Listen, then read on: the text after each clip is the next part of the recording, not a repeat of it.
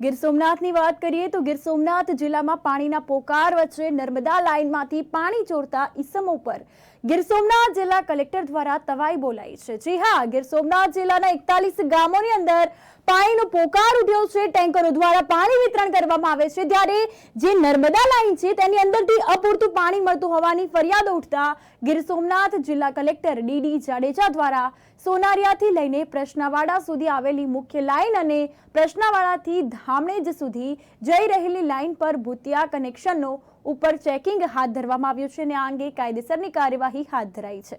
તો આ લાઇનમાંથી ગેરકાયદેસર કનેક્શન લીધા છે તેની ઉપર સૂત્રાપાડા મામલતદાર પાણી પુરવઠા વિભાગના દ્વારા પોલીસ તંત્રની સાથે રાખીને આવા કનેક્શનો પકડવાની કામગીરી જે છે તે હાથ ધરવામાં આવી રહી છે। તો કામગીરી હાથ ધરાતા પાણી ચોરાઈ રહ્યું છે અને પાણી ચોરોમાં હવે ફફડાટ ફેલાયો છે। આ અંગે તંત્ર દ્વારા તપાસ કરવામાં આવી રહી છે અને કાયદેસરની કાર્યવાહી શરૂ કરાઈ છે। કલેક્ટર શ્રી ગીર સોમનાથ સાહેબની સૂચના અનુસાર અને માર્ગદર્શન હેઠળ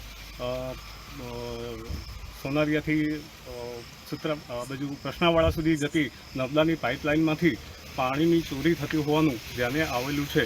એના અનુસંધાને અમે અને કાર્યપાલક ઇજનેર સાહેબ સાથે મળીને તપાસ કરતાં અમને સૂત્રાપાડા વિસ્તારની અંદર 4 થી 5 કનેક્શન જોવા મળેલા છે કે જે ગેરકાયદેસર રીતે જોડાણ કરેલું છે અને પાણી વાપરતા હોય એવું જણાયેલું છે। એના અનુસંધાને અમે કાર્યવાહી ચાલુ કરેલી છે અને આવા પણ કેટલા છે એ કનેક્શન અમે શોધી રહ્યા છીએ।